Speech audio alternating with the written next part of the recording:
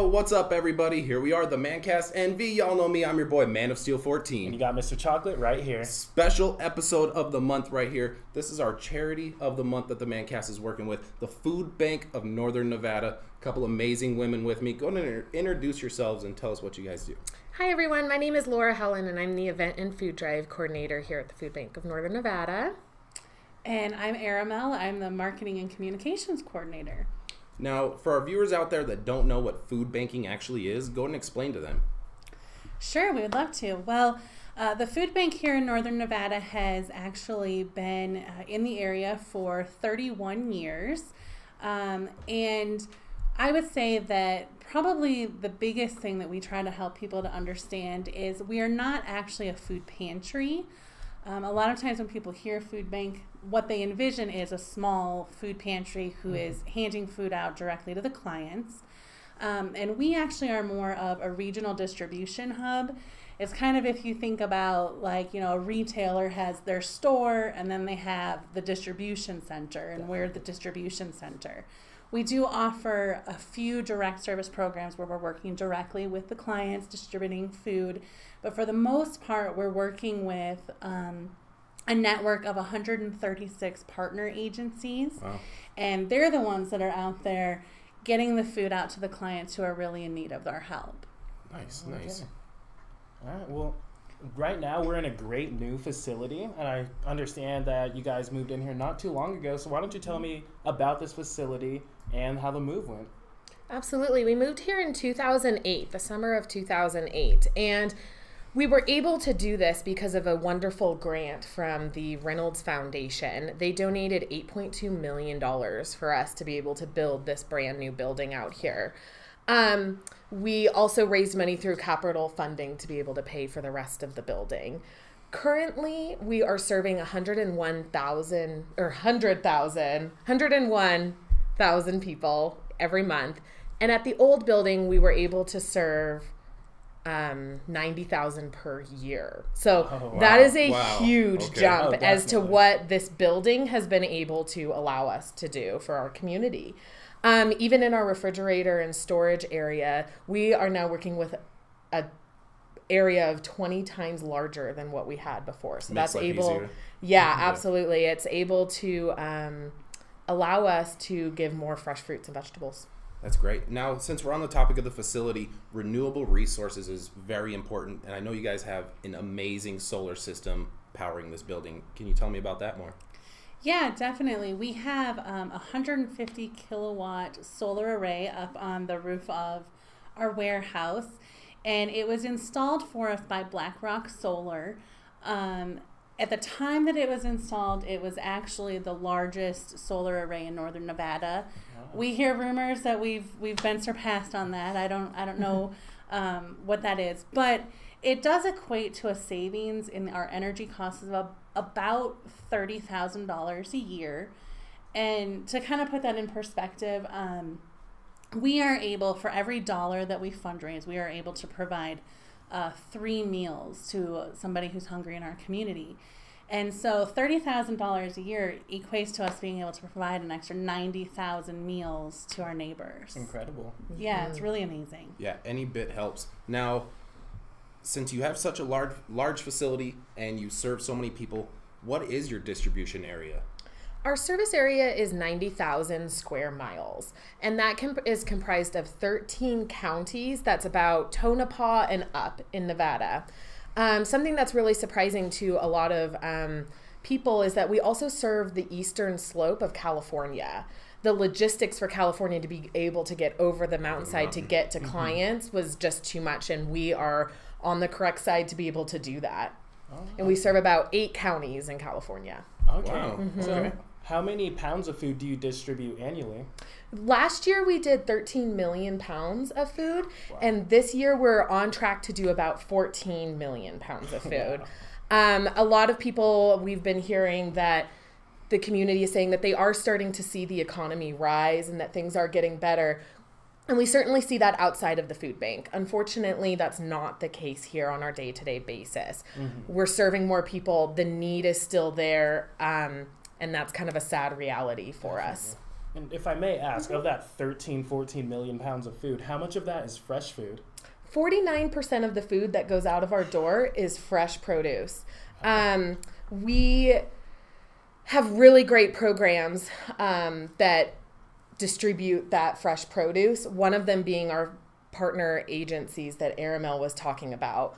The other is our mobile food pantry program. We determine different neighborhoods within our community that are in need of most help. We do that by finding the Washoe County, or looking at how many kids in Washoe County are, fill me in. Well, the main way that we kind of identify neighborhoods that are in need is by looking at the free and reduced lunch qualifications for a school in the areas. And so when we look at a neighborhood and we see that they have 50% of their kids are qualifying for free or reduced lunches, we know then that that really is a neighborhood that could really benefit from our help. Absolutely. Thank you. My pleasure. Well, that's good. And now, with all the fresh food you guys have in the warehouse that you guys are distributing, how long does the food stay in the warehouse, or what's the turnover like for it? We try to get the food that comes in our door out as quickly as possible. So our whole warehouse, which you'll see in a little bit, we will turn over all of that food within 90 days. Wow. Absolute maximum. Wow. Which is amazing to think once you see all of it. Yeah, with all the food out there. That's amazing. Last year when we were doing our, the holiday season is a big time where we are very fortunate to have a lot of people want to be helping us and donating food. And we were all kind of blown away because normally that food gets us very far into the spring, and then we just have a little bit of time before we're gearing up for another big food drive that we have in May. But this last year, all of the food that came in, which was over 200,000 pounds of food over the holiday season, was gone by February. Oh, wow. Wow. Mm-hmm. Wow. And I know there's kids out in the community that need our help, and I know Mr. Chocolate is going to go into that more. And so I've seen this number, 1 in 4 children live in a food insecure home. So could you tell us about the programs that you do have to help children? Absolutely. That number is the 1 in 4 children is one that is kind of a punch in the gut for a lot of us. Yeah. And it is higher than the national average. Here in Washoe County especially, we are looking at about 30,000 children live in a food insecure home. And when we defining a food insecure home means that they don't know for sure where that next meal is going to come from. And if that, to kind of put it in perspective, that is the size of Mackey Stadium. We could fill Mackey Stadium with the hungry kids just in Washoe County, not counting all of the rest of our service area. So we do offer some programs. We have a Kids Cafe dinner program and then a summer meals program, which is a lunch program. Both of those are USDA funded, so we do sponsor those. We do receive some reimbursement back from the federal government for those. And they're really amazing programs. There's no qualification for it. We choose the places that we go into, again, looking at that free and reduced lunch list. But any child in the community can walk into any of our sites. We have 36 Kids Cafe dinner program sites operating this school year. And you just have to be 1 to 18 years old. You need to just walk in and say, I need a meal. Oh, wow. And the only requirement that we have is that as part of the policy of the USDA, you do have to eat the meal on site. That's it. The summer meal program functions very similarly, except for that it's built to kind of fill in that gap of the missing school lunch during the summer break. We know that a lot of families really struggle. If you're getting a free lunch and a free breakfast for your child during the school year, and then all of a sudden you have that summer break where you're left to try to figure out how to provide those additional meals, it can be a real stretch for people. So we go out to parks. We work really hard to make it very fun. We have activities. And just have like a picnic in the park with the kids. Okay. And then the other program that we offer is what we call our Backpack Kids program. That's something that we do, again, within the Washoe County School District. And these are children who are identified by members of their school community, teachers, counselors, as being chronically hungry. And so a lot of times those children do not have access to food outside of what they're receiving at school. And so what we do is every Friday we send a pack of food home with them. It's designed to be able to fit discreetly into their backpack. If the child doesn't have a backpack, we provide one for them. And it's a like a Ziploc bag with some breakfast, lunch, snack type items to help get them through the weekend so that they can come back to school on Monday ready to learn. Great. And now that information as far as the sites that you're going to be at or the parks, would that be all located on your website? That is all on our website. We have all of our resources where you can go for any type of the help that we offer is available at fbnn.org. Excellent. And now those are great programs for kids. Now I know you guys also work with the elderly in our community and you have programs available for them. What are some of those programs? Absolutely. We have our CSFP program, which stands for Commodity Supplemental Food Program. It's a federally funded program. It is designed to be a supplement for seniors. So it has a lot of grains in it. It has spaghetti and pasta and all sorts of rice and things like that. They can pick it up monthly from us. And looking at my stats here, in October, we did 2,643 boxes. It's not enough. So the people who qualify, the seniors that qualify for this program, but aren't on the list because there's only a certain amount of funding for it, the Food Bank of Northern Nevada builds a box for them so that they can leave with a box. Also, that's very similar to what a traditional CSFP box would be. Nice. Okay, gotcha. Yeah. And so let's talk about, we've had all these programs we've mentioned. You guys have this huge warehouse. How do you get work done? I would imagine with volunteers. So how does one become a volunteer for you? You know, volunteers absolutely are the heart of what we're doing here, and we could not do the work that we do here without our volunteers. We're really lucky to have a very dedicated group of volunteers. This last year, we had more than 6,000 people volunteer their time with us, and together they donated 23,000 hours of volunteer time. That is an equivalent of 11 full-time employees. Wow. So definitely it's something that we very much are appreciative of and need to have continue to happen. And the great thing is there's a lot of ways that people can volunteer, depending on kind of what your interest and your what it is that you're really looking to want to be part of. We have a lot of volunteer shifts in our warehouse, and those are a variety of things. They're sorting and packing food. You know, we get all this dry food in. Now we need to get it into boxes and get it on our shopping list for our partner agencies to get it. We also, a lot of the fresh produce that we have comes in bulk. And so we need to get it available to our clients to be able to go out and, you know, in packages that work for families. So we will have people packing that up for us. They also help pack the CSFP boxes. And if you're looking to not be in the warehouse, maybe you don't want to drive out here or whatever, we also do have events that we are frequently hosting and need volunteers to help us with that. And we do have a need for volunteers at our mobile pantry distributions, helping with actually handing out food to the clients. All of those calendars and all of the ways that you can get involved with volunteering are, again, on our website. We keep a calendar there of what type of need we have at the moment. And the great thing is signing up is super easy. You pick up the phone and call, you shoot an email to our volunteer coordinator, Mary, and you can just, you know, schedule it very easily, and you really are making a very big difference. Well, that's great. Sounds easy enough. So we've talked about the people that want help. Now let's talk about those that need help. How can they apply for assistance? You know, the majority of our programs aren't something you have to even apply for, which is something that I think is really great. We do have some things that have some qualifications involved. For example, the CSFP, there is a small application. You look at our schedule, you see where we're going to be distributing CSFP, and you show up. They have to have a proof of income. identification, things like that. And that's something that, again, because it's a federal program, they have to qualify for their income with that piece.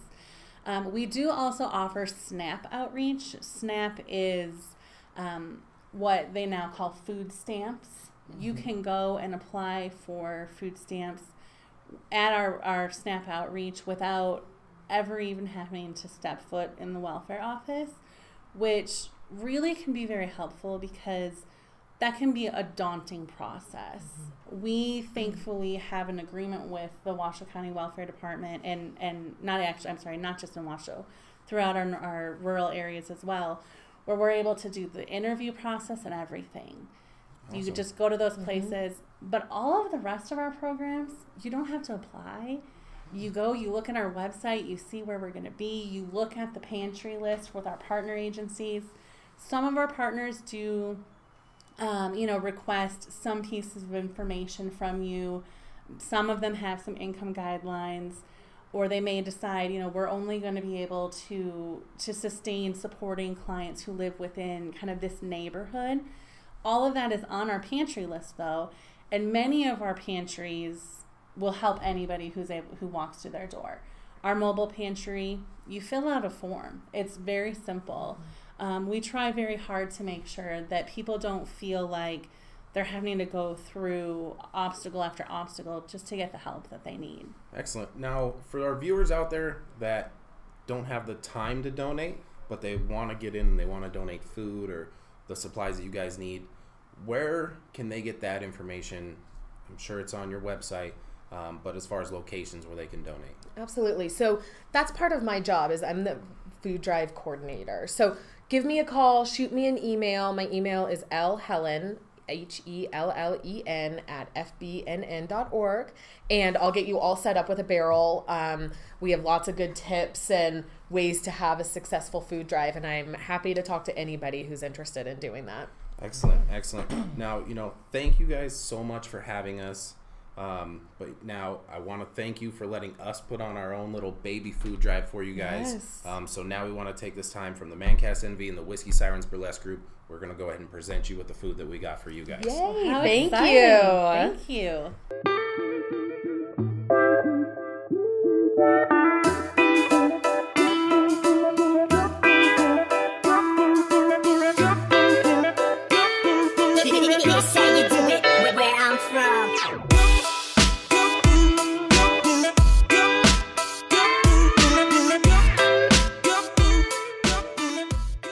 All right, so on behalf of the Mancast NV and the Whiskey Sirens Burlesque group, thank you for letting us put this on, but here is the majority of what we managed to get for you guys. Mm-hmm. Thank you to everybody out there that donated for us and came through for us, especially Whiskey Sirens. Thank you very much. But we got everything from diapers to formula to, some pillowcases in there. Got a case of meatballs. Yeah.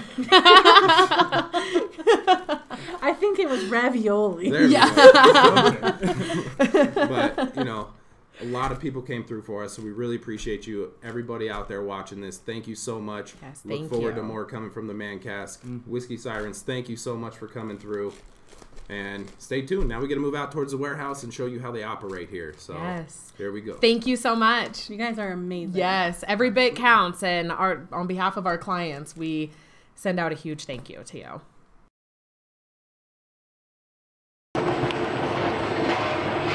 Perfect. Now let's do you want to know just what the barrel is, or should we do all of it? Okay.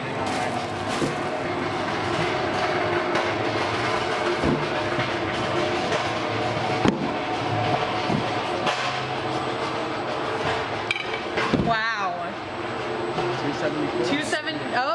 275 minus 12. Let's go, college guy. 263. 263. Nice. That's awesome, you guys.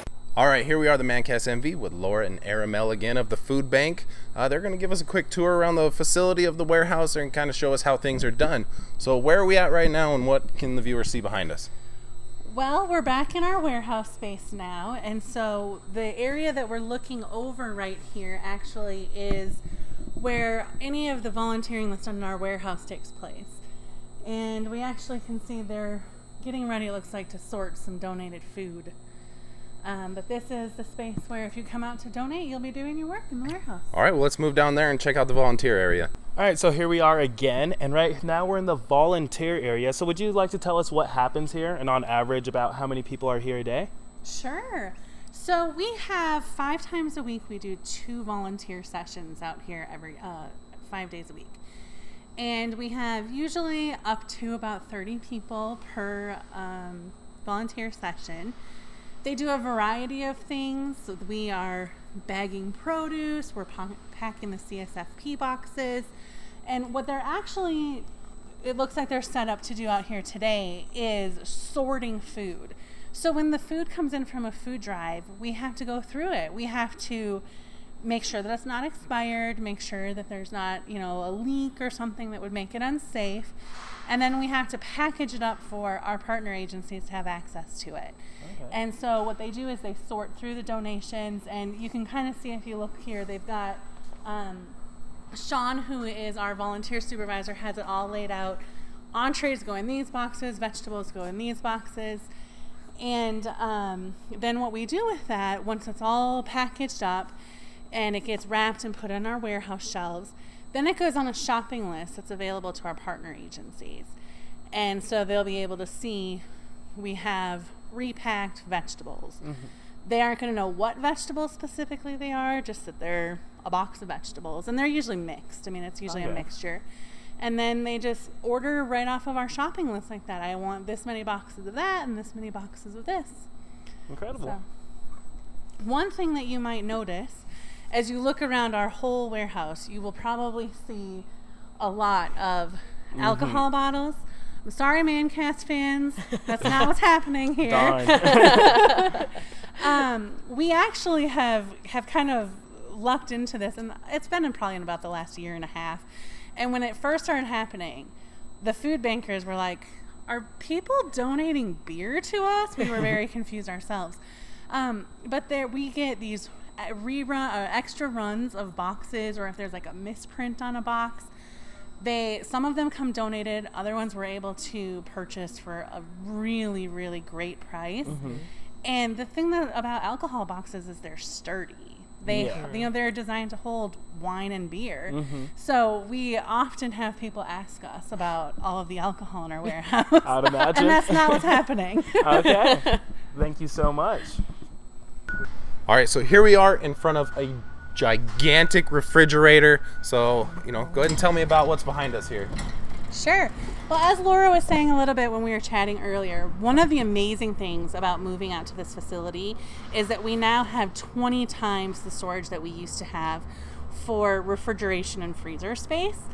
This room is actually our cool room, and it's kept at about 50 degrees, and we use it for storing produce that doesn't really have to be refrigerated, but definitely is extended the life. Potatoes, apples, pears, those type of things.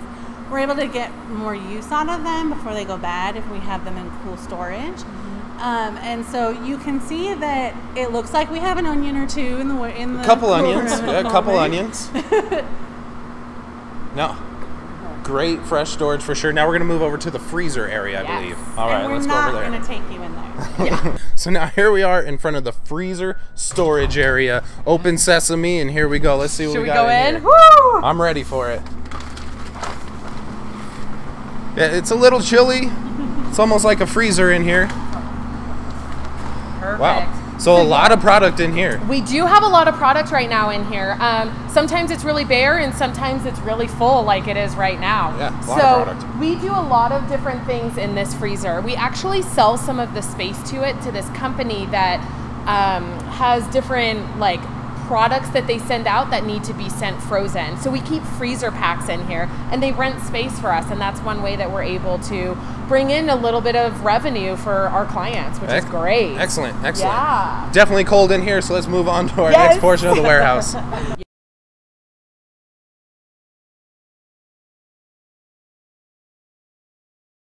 So one of the things you might notice as we look down here through the freezer and into our refrigeration space is we have these, grocery store, supermarket, shopping doors. And those are something that were installed when the warehouse was built. It was really with a lot of thought towards how do we make ourselves put in a position where in another 10 or 20 years from now, we're not having to do what we did last time. Look for a brand new site to start all over. And so there's a lot of details that was planned for as the Reno Sparks area grows.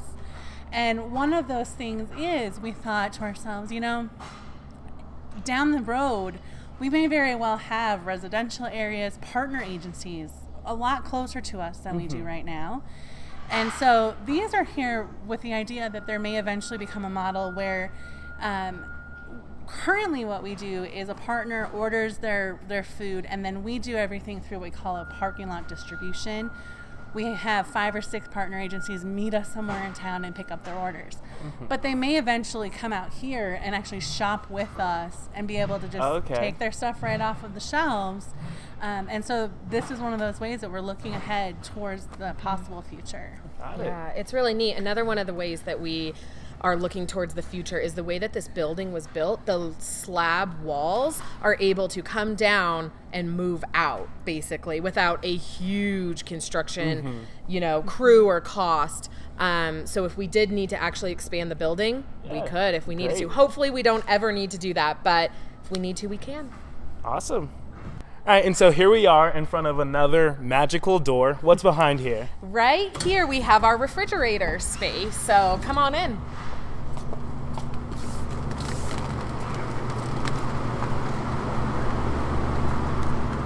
Great. So as you can see, we don't have as much on the shelving right now as we do in the in the freezer. So it's different. It's every single day when we come out here, it's totally different, which goes to show that we really do get the food out as quickly as we possibly can. Without a doubt. Yeah.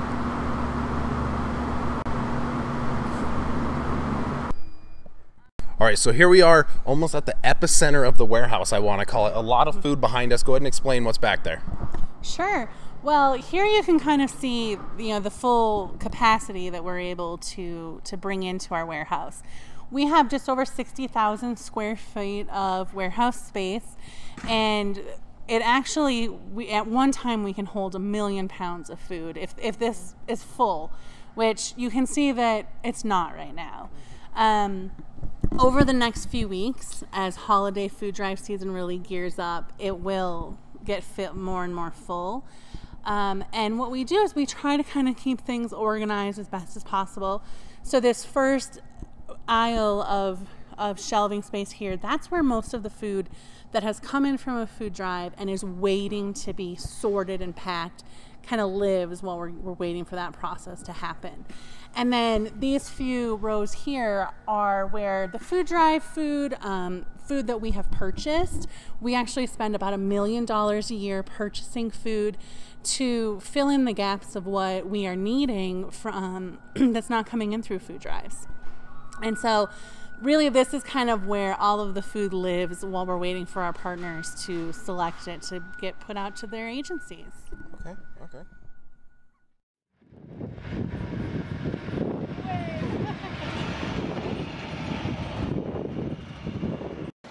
Okay, so it's all bread.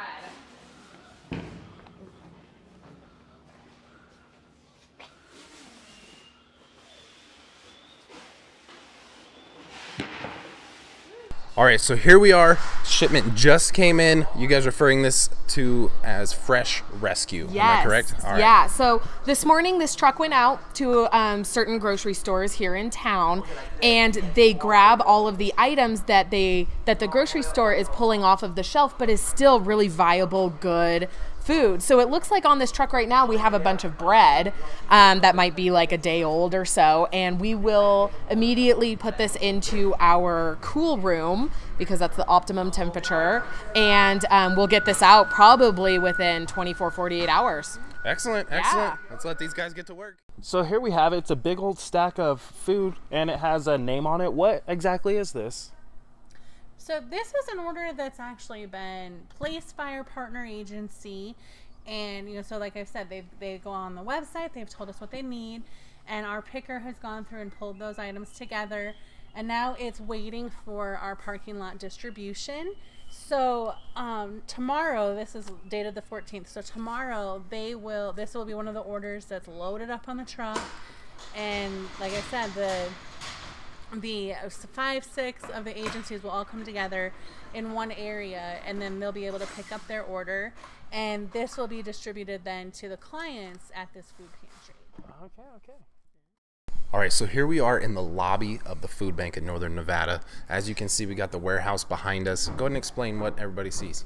Absolutely. So these bowls over to our right here, these are some of the major contributors to our capital campaign that allow us to build this building. And over to the left here, we have our major contributors and donors.